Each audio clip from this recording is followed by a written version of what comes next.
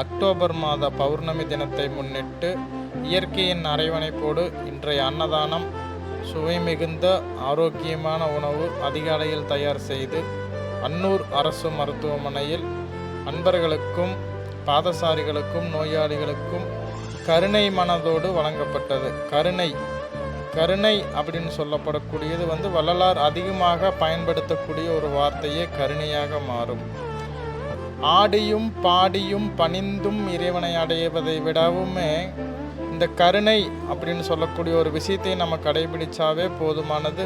இறைவனை நாடி நாம் போக வேண்டிய அவசியம் கிடையாது. இறைவன் நம்மை நாடி வரக்கூடிய ஒரு எளிமையான வழியே இந்த கருணையும் தயவும்.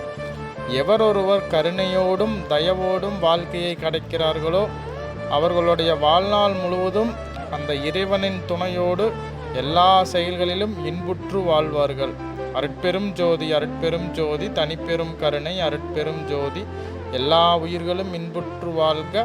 வள்ளல் மலரடி வாழ்க வாழ்க.